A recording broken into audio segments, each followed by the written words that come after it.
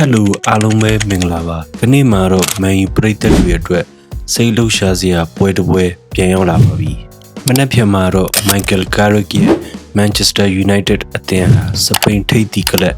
Atletico Madrid အသင်းနဲ့ Snapdragon Cup ပွဲစဉ်ကိုရှင်ပြိုင်ကစားတော့မှာပဲဖြစ်ပါတယ်ဒီပွဲမှာကစားသမားသစ်တွေပထမဆုံးပွဲထွက်လာမလားဘယ်သူတွေကလူစင်းမှာပါဝင်လာမလဲနောက်ဆုံးအတင်းသတင်းတွေအားလုံးကိုဒီဗီဒီယိုမှာတခါတည်းပြောပြပေးသွားမှာမို့အဆုံးထိကြည့်လိုက်ရအောင်ဗျာအရင်ဆုံးမန်ယူအသင်းရဲ့နောက်ဆုံးအခြေအနေကိုကြည့်ရအောင်ဗျာအသင်းဟာဆွီဒင်နိုင်ငံစတော့ဟုမ်းမြို့ကိုရောက်ရှိနေပြီဖြစ်ပြီး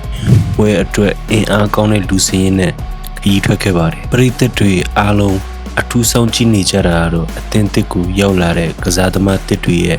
အခြေအနေပါလေ့ကျင့်ရေးကွင်းမှာအသင်းဖော်တွေနဲ့ပထမဦးဆုံးအချိန်အတူလေ့ကျင့်ခန်းစင်တာပြီးဖြစ်တာကြောင့်ဒီပွဲမှာပထမဦးဆုံးပွဲထွက်ခွင့်ရမလားဆိုတာစိတ်ဝင်စားစရာဖြစ်နေပါတယ်ဒါအပြင် LDPN နဲ့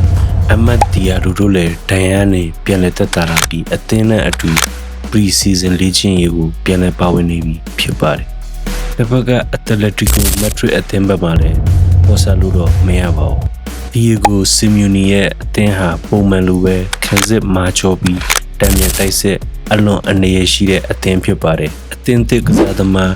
Modern Jullman ကိုလည်းဒီပွဲမှာစမ်းသပ်အသုံးပြုနိုင်တဲ့အလားအလာရှိတဲ့ကြောင့်မန်ယူအတွက်တွေ့ကူမဲ့ပွဲတော့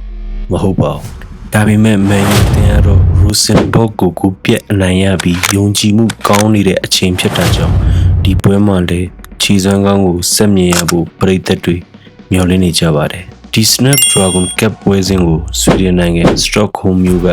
Strawberry Arena မှာကျင်းပသွားမှာပဲဖြစ်ပါတယ်မြန်မာစံတော်ချိန်ည9:00 နာရီခွဲမှာစတင်ရှင်ပြိုင်မှာဖြစ်ပြီး MUTV နဲ့တိုက်ရိုက်ကြည့်ရှုနိုင်ပါတယ် Pre-season ဆိုပေမဲ့နီးပြ Michael Carrick အတွက်တော့အသင်းရဲ့နီးစနစ်လူစင်းရင်းနဲ့ကစားသမားအသစ်တွေကိုစမ်းသပ်ဖို့အရေးကြီးတဲ့ပွဲတစ်ပွဲဖြစ်လာမှာပါဒါဆိုရင်ညီကိုတို့ရောဒီပွဲမှာဘသူကအနိုင်ရရှိသွားမလဲပြီးတော့ဘယ်ကစားသမားတစ်တွေကပွဲထွက်လာမလဲလို့ထင်တယ်မန်ယူအသင်းဘယ်နှကူနဲ့အနိုင်ရမယ်လို့ခန့်မှန်းလဲဆိုတာကိုလည်း comment မှာရေးခဲ့ပေးပါဦးဒီလိုမန်ယူသတင်းတွေပွဲကြိုသုံးသက်ချက်တွေကိုအချိန်နဲ့တပြေးညီတင်ဆက်ပေးနေတဲ့အတွက်ဗီဒီယိုကို like and share လုပ်ပြီး channel ကိုလည်း subscribe လေးနဲ့ page ကိုလည်း follow လုပ်ထားဖို့မမေ့ပါနဲ့ကျေးဇူးတင်ပါတယ်ဗျာ